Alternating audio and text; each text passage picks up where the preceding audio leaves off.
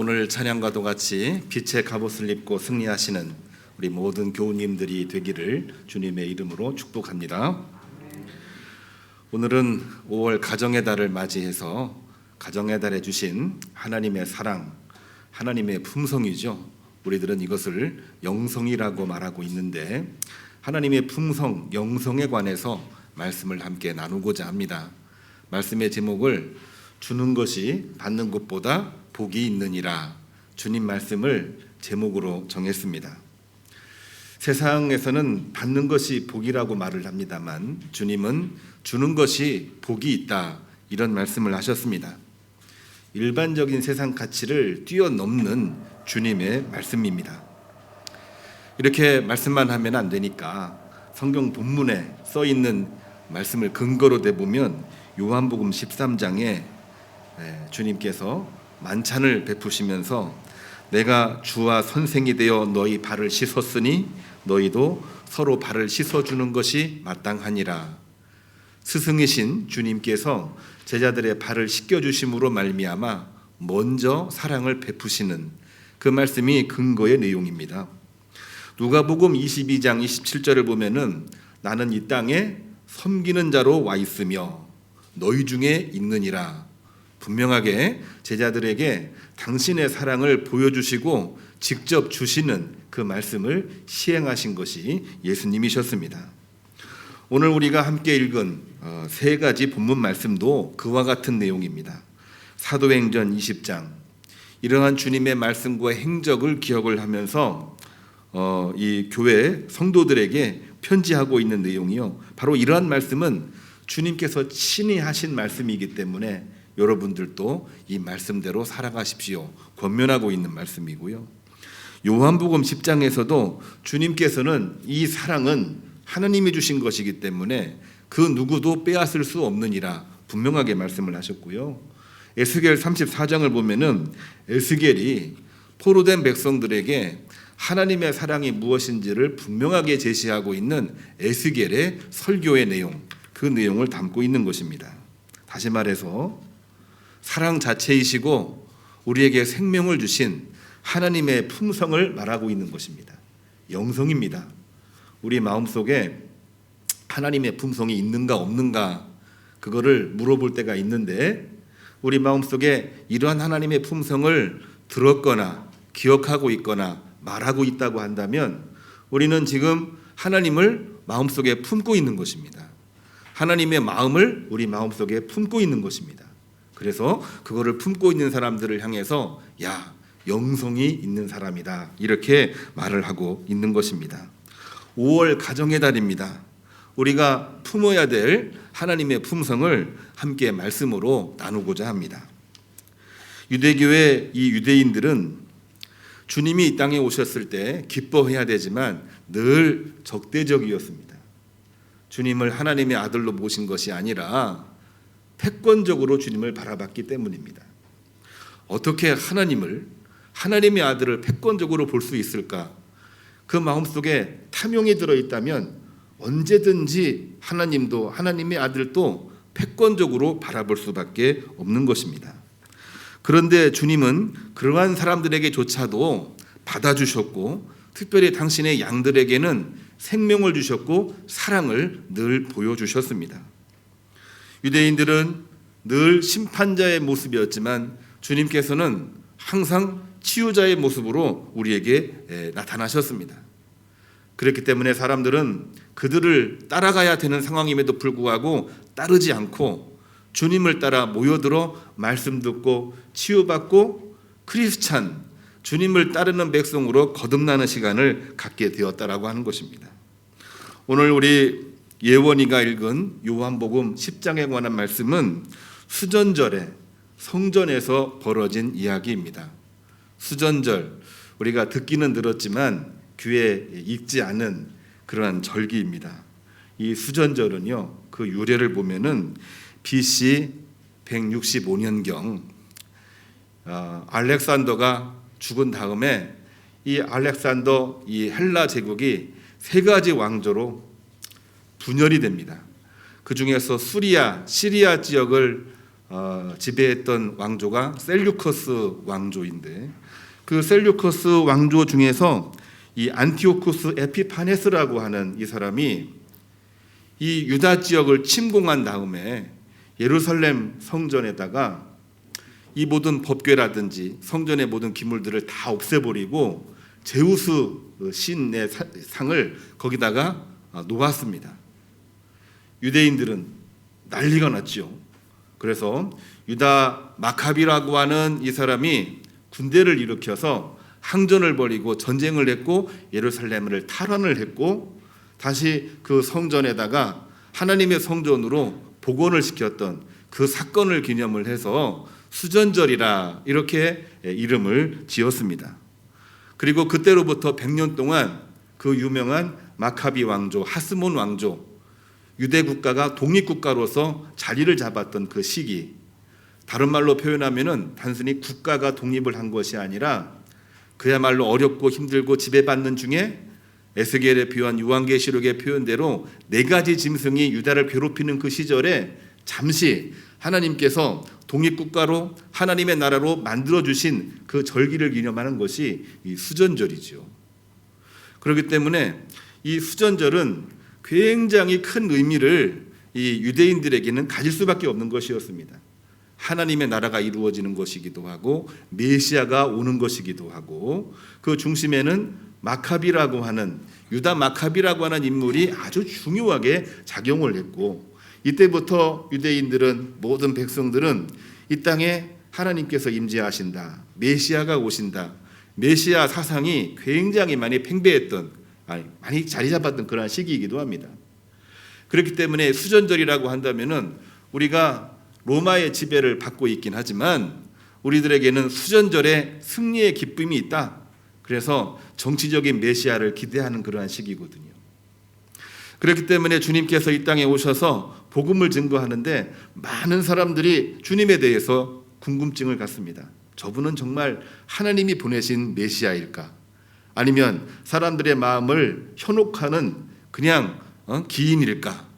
그런 고민을 하면서 주님께 이제 질문하고 있는 장면인데 그 질문 자체가 선한 질문이 아니죠. 주님 앞에 따지는 질문이기도 하고 당신의 정체를 밝혀라 이렇게 말하고 있는 그러한 내용입니다. 그때 주님께서 하시는 말씀이 분명하게 얘기합니다. 내가 내 아버지의 이름으로 전하고 있는 이 모든 것이 다 증거인데 어떻게 증거를 대라고 말을 하느냐. 중요한 것은 당신들이 내 양이 아니기 때문에 내 말을 따르지도 믿지도 않는 것이요. 당신이 양이라고 한다면 주님의 양이라고 한다면은 내 말을 듣고 따를 것이다. 이 말씀을 분명하게 하시고 있는 말씀이 오늘 내용이기도 합니다. 자, 이 말씀 우리가 듣고 보면은 정치적인 면도 있고 신앙적인 면도 있고 개인적인 면도 있고 조금 복잡하게 얽혀 있는데요. 여기에 우리가 질문을 하나 해야 되죠. 어떤 질문입니까? 왜 주님께서는 이 유대인들의 질문에 즉답하지 않으시고 당신의 양에 대해서 이야기를 하셨을까? 이 질문이 오늘 말씀에서는 제일 중요합니다. 물론 질문하면은 여러 가지 이야기도 해야 되고 정치적인, 경제적인 수많은 이야기들을 다 해야 되는데 그거 다 빼놓고 정말 중요한 것이 뭐냐면은 하나님 말씀 앞에 우리가 정말 순종하며 살고 하나님 말씀대로 살아가는 백성인가 아닌가 그 질문을 우리가 잊어버리면 아무런 의미가 없기 때문에 주님께서는 당신의 양에 대해서 설명을 하고 계시는 것입니다. 양의 특징이 뭡니까? 양은 목자가 없이는 살아갈 수가 없는 존재입니다. 그렇기 때문에 양은 늘 목자를 따라야 되고 그 양은 목자를 따르지 않으면 살 수가 없고 그렇기 때문에 양을 이야기할 때마다 성경은 무엇을 이야기하냐면은 하나님 당신의 백성을 말하고 있는 것입니다. 하나님 없이는 하나님 백성이 존재할 수가 없고 또한 목자 없이는 양이 될 수가 없는 것처럼 이 당신의 양이라고 하는 그 표현은 당신의 백성을 말하고 있는 것입니다. 그리고 실제로 주님께서는 그러한 어린 양의 모습으로 이 땅에 오셨다. 세례 요한은 분명하게 그 이야기를 고백을 하고 있는 것입니다. 아버지 하나님께 순종하여 본인 자신을 우리 인류에게 희생양으로 내어주신 어린 양의 모습으로 오셨습니다. 그리고 주님을 따르는 모든 백성들에게도 그 길을 걸어가라, 이렇게 말씀을 하셨던 것이죠. 우리는 여기서 한 가지 중요한 사실을 짚고 넘어가야 됩니다. 우리는 크리스찬입니다. 우리는 하나님의 자녀라고 말하고 있습니다. 우리가 관심하고 있는 바가 무엇인지를 우리는 신학적인 질문, 신앙적인 질문을 하지 않을 수가 없습니다. 우리는 믿는 백성이기 때문에 하나님의 은혜를 입은 사람들입니다. 하나님의 은혜를 입은 사람이 관심 가져야 될 일이 무언가, 두 가지로 한번 질문을 해보겠습니다. 나는 은혜를 입는 것에 관심을 많이 갖습니까? 아니면 내가 받은 은혜를 내 이웃과 아직도 믿지 못하고 있는 불신의 세계를 향하여 그 은혜를 전하고 증거하고 주는 것이 우리의 관심사입니까? 신학적인 질문입니다. 늘 이 질문은 우리를 자리 잡고 있어요. 그런데 우리는 그 질문을 많이 하지를 못합니다. 그리고 질문을 한다고 해도 결론은 우리 개인적인 입장에 머물러 있을 때가 너무나도 많습니다. 은혜 받는 것에 집중을 많이 하고 있어요. 설교의 은혜 받기를 원하고 있고, 물질의 은혜 받기를 원하고 있고, 사람에게 은혜 받기를 너무나 많이 원하고 있습니다. 그럼에도 불구하고 늘 잃어버리는 것이 뭐냐면은 은혜를 나누어 주고 베풀어 주고 하나님 앞에 그 모든 서원을 갚는 일, 그 일들에 대해서는 너무나 연약한 모습을 가지고 있는 게 우리들의 모습이라고 하는 것입니다. 이것이 우리들의 모습인데, 이 당시에 예수님이 이 유대인들에게 이 말씀을 하신 이유가 뭘까? 그 질문에 대한 답이 여기에 나와 있어요. 당시 유대인들은 경건한 유대인이었습니다. 그리고 누가 보더라도 존경할 만한 그러한 인물이었고 신앙인이었습니다. 그들은 이미 은혜를 입은 사람들이기도 했습니다만, 근데 그들은 은혜 받는 것을 좋아했고 사람들 앞에 대접받는 것을 좋아했지, 받은 은혜를 하나님 앞에 영광 돌리고 이웃을 내 몸처럼 사랑하고 아직 알지도 배우지도 못하는 사람들을 향하여 하나님의 은혜를 베푸는 일에는 너무나 인색하게 살았던 인물들이 바로 이 유대인들이었거든요. 그렇기 때문에 주님이 이 땅에 오셨고 메시아가 이 땅에 오셨다고 할 때에도 당신이 진짜 메시아입니까? 아닙니까? 메시아라고 하면 증거를 보여주시오. 내가 받을 몫을 계산해보고 챙겨보고 그것이 맞는 것이면 받아들이고 맞지 않는 것이면 배척하려고 하는 그 마음, 그것이 받으려고 하는 인간의 욕망에 드리워진 그야말로 왜곡된 이 신앙인의 모습을 가지고 있는 것이 이 유대인들의 모습이었다라고 하는 것입니다. 그래서 주님께서는 단호하게 말씀하셨습니다.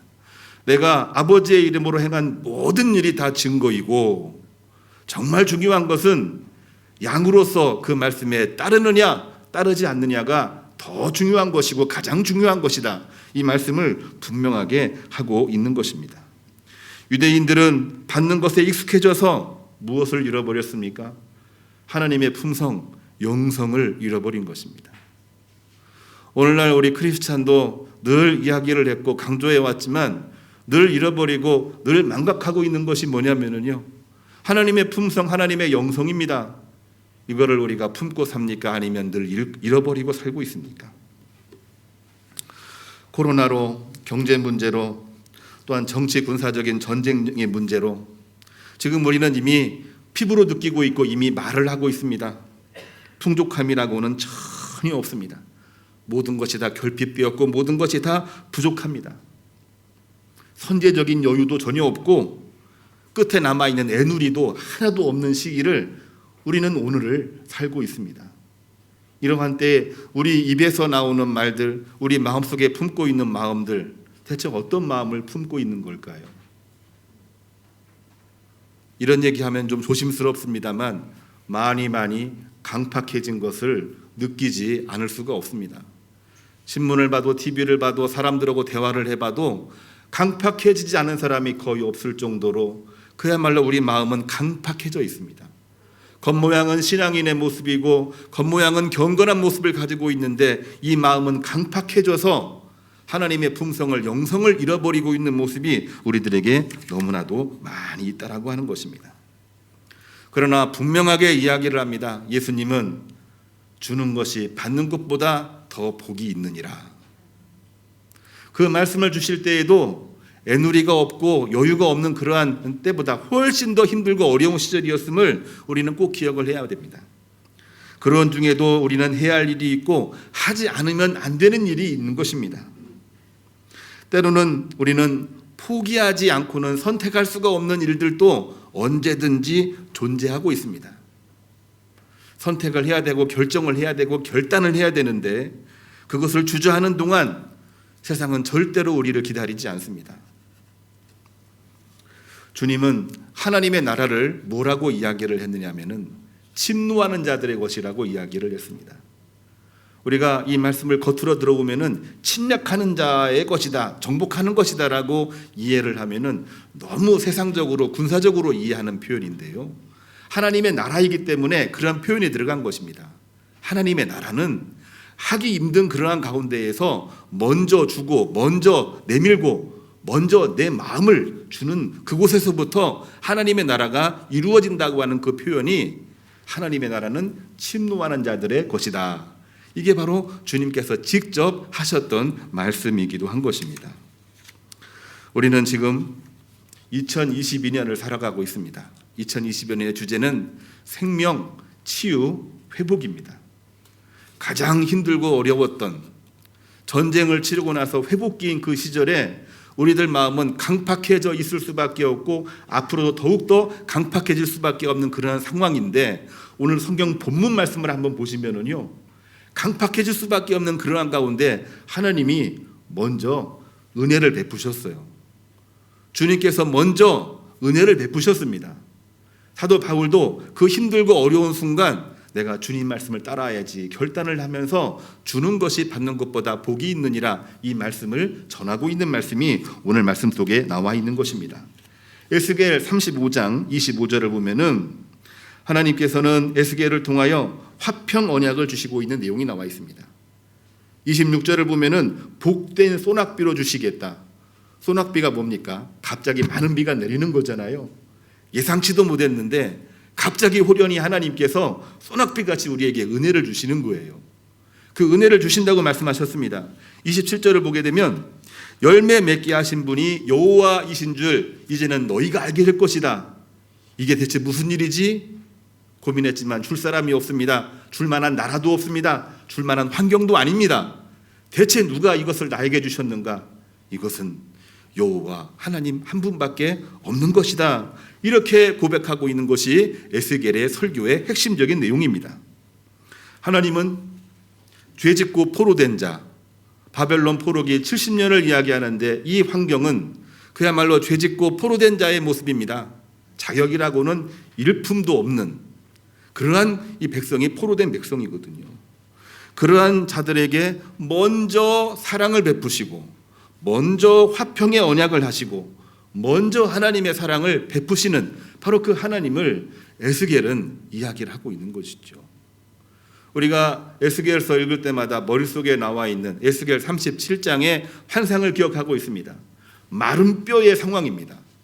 마른 뼈가 살아나 형체가 이루어지고 핏줄이 돋고 뭐가 됩니까? 하나님의 군대를 이룬다라는 말씀을 통하여 이스라엘 민족이 마른 뼈와 같이 지금 무너져 있고 회생 불가능하지만 하나님의 군대로 다시 회복시킬 것이다. 그 말씀을 주셨는데 그 말씀 안에는 뭐가 들어있는 겁니까? 하나님의 선제적인 사랑 주시는 것입니다. 그 사랑이 그 안에 전제가 되어 있는 것입니다. 주님도 그러한 마음으로 이 땅에 오셨고 오늘 세 번째로 읽은 사도행전 20장 32절에 사도 바울의 이 고백문도 굉장히 중요한 의미를 담고 있습니다. 사도 바울이 3차 선교 여행을 마치고 이제 내가 어디로 가서 복음을 전해야 될까? 내가 갈 곳은 저 땅끝 그곳에 가서 복음을 전해야 되는데 아니야. 나는 주님의 섭리 따라 말씀 따라서 다시 예루살렘으로 가야 돼. 그런 마음을 품습니다.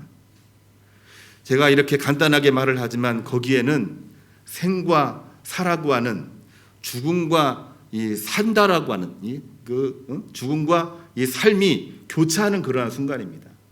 예루살렘으로 돌아가면 예수님께서 유대인들에게 잡혀서 로마인에 의해서 처형을 당했듯이 사실은 이 바울도 유대인들이 고발하고 로마인들에게 넘겨져서 죽음을 당할 수밖에 없는 운명이었거든요. 그렇기 때문에 이 에베소에 있는 교인들이 바울이 예루살렘으로 가는 것을 극구 말렸습니다. 당신이 여기서 잡혀게 되면은 복음 선교는 끝이 납니다. 당신은 땅끝까지 이르러 복음을 증거하라는 하나님의 명령을 받은 사람이 아닙니까? 왜 예루살렘으로 가려고 합니까? 거기 가면 죽습니다.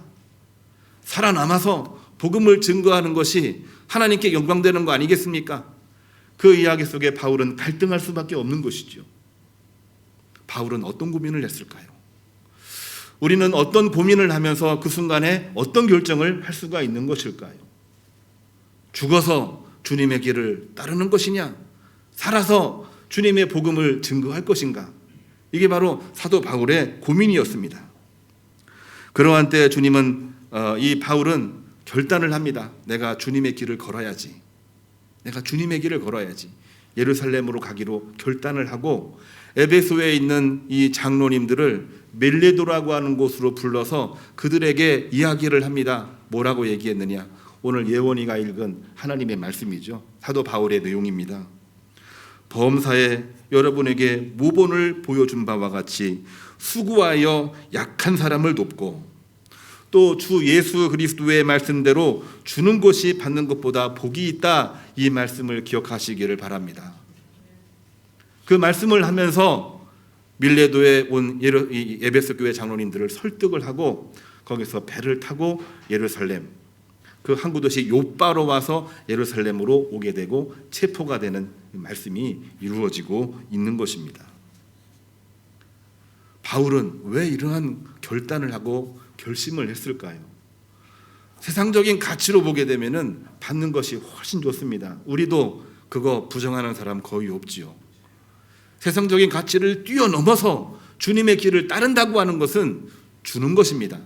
하나님이 나에게 주셨고 주님이 당신의 몸과 약속을 나에게 주신 것처럼 나도 나의 생명을 주님께 드리는 것이고, 주님이 그렇게 하셨던 것처럼 내게 주신 하나님의 사랑을 내 이웃에게, 특별히 불신자들에게, 적대자들에게 하나님의 사랑을 증거하는 것이 더 먼저이기 때문에 바울은 결단하고 결심을 했던 것입니다. 무거워진 마음을 금할 수가 없는 내용이기도 합니다. 그러나 한 가지 질문을 하고자 합니다. 성도 여러분은 혹시 후회를 해보신 적이 있으십니까? 언제 가장 후회를 해보셨습니까? 받지 못한 때입니까? 아니면 주지 못한 때입니까? 많은 분들이 받지 못한 때에 그걸 왜 받지 못했을까 후회한다라고 말을 하지만, 그런 말들은 많이 들어보지를 못한 것 같아요. 물론 없는 것은 아닌데 많이 들어보지를 못하고, 후회하면서 말했던 것 중에 지금까지도 기억에 남는 것은, 그때 내가 줄 수 있었는데, 그때 내가 줬어야 되는데 내가 왜 주지를 못했을까? 꼭 필요한 사람이 있었는데 내 형편이 어려워서 주지 못했으니까 내가 그때 줬어야 되는데, 내 몸이 아팠습니다. 줄 형편이 안 됐어요. 그때 내가 내 자녀에게, 내가 그때 그 사람에게 그걸 줬어야 되는데, 후회를 너무나도 많이 합니다. 우리가 받은 것을 잘 기억하고 오랫동안 남을 거라고 생각하지만 받은 것은 잘 잃어버립니다. 잘 잃어버리지 않는 분들은 대단한 사람들입니다. 하나님의 은혜를 받고 나서 잊어버리지 않을 영성이 있는 사람이니까요. 그러나 받은 사람은 받는 그 순간부터 잊어버리기 시작을 합니다. 그러나 주지 못해서 그 마음속에 이 주지 못한 아쉬움을 갖고 있는 사람들은 그때 줬어야 되는데 하면서 그거를 영원히 기억을 하고 있는 것입니다. 특별히 부족할 때 주지 못한 것이 오랫동안 기억에 남는 이유는 과연 뭘까요? 주는 것은 나의 가장 귀한 것을 포기하는 것이기 때문에 그 어느 때보다도 가장 기억에 남을 수밖에 없는 것입니다. 우리의 기도 또한 마찬가지입니다.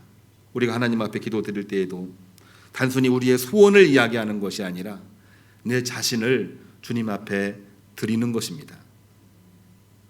우리는 늘 기도와 간구를 구분해 왔습니다. 간구는 내 필요를 채우는 것이라 우리가 이게 규정을 해왔고, 기도는 내가 주님에게로 들어가는 것이라 여러 번 이야기를 해왔습니다. 기도 없이 응답이 있을 수가 없는 것입니다.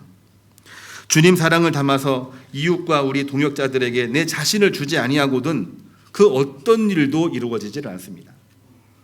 우리나라 격동기이기도 했지만 우리나라의 큰 발전을 이루었던 70년대, 80년대 우리나라가 풍족하지 않았을 때에도 그 풍족하지 않는 중에도 크게 발전할 수 있었고 그 중심에 교회가 서 있었던 것은 바로 하나님의 사랑으로 무장하여 나보다 더 어려운 사람들을 돕고 같이 뭉쳤을 때 교회도 성장을 했고 이 나라 산업도 크게 성장을 해서 오늘날 대한민국을 이룬 것이 하나님이 우리나라에 주신 큰 복이라고 저는 고백하지 않을 수가 없습니다. 오늘날은 어떻습니까? 풍족해졌습니다. 군사력은 6위라고 말하고 있지만 생활의 편리성은 세계 랭킹 1위라고 해도 과언이 아닙니다. 모든 것을 다 할 수 있는 그러한 시대가 되어버렸습니다. 근데 잃어버리고 있는 것이 무엇입니까? 주는 것을 잃어버렸습니다. 주는 것을 잃어버렸다고 하는 것은 하나님의 품성을 잃어버린 것입니다. 영성을 잃어가고 있는 것입니다. 나라가 발전하고 산업이 발전하면은 교회도 그에 따라서 그 역할을 감당을 해야 되는데 그거를 하지를 못해요. 생명 치유 회복의 시기에 우리 교회가 해야 될 일들을 우리는 다시 한번 말씀을 통해서 볼 수 있어야 되겠습니다. 5월은 가정의 달이라고 이야기를 합니다. 이 가정의 달에 우리는 자녀 사랑, 부모 사랑, 우리 말씀을 함께 묵상을 해왔죠. 그 중심에는 뭐가 있습니까? 하나님의 품성, 영성이 있는 것입니다. 그 사랑을 우리 마음속에 담아서 이 어렵고 힘든 시기, 또 회복해야 되는 시기, 우리가 앞으로 큰 비전을 가지고 있는 이 시기에 먼저 주심으로 말미암아 은혜가 넘치고 그 안에서 하나님의 은혜가 30배, 6배, 60배, 100배의 결실로 이어지는 주의 종들, 백성, 모든 기업이 되시기를 주님의 이름으로 축복합니다. 시편 41편은 주는 자가 복이 있다. 하나님 말씀을 받아서 시인이 고백한 내용입니다. 잠언 19장 17절은 주는 것을 뭐라고 표현을 했냐면은 하나님께 구워 드리는 것이므로 하나님이 갚아주신다. 아멘. 이 말씀을 분명하게 주셨습니다. 주는 것이 받는 것보다 복이 있느니라. 이 말씀을 오늘 가져가시고 주 안에서 우리 다 같이 승리하시기를 축복합니다. 오늘 그러한 마음으로 우리 결단의 찬송 오늘 나는 우리 찬송 함께 부르겠습니다.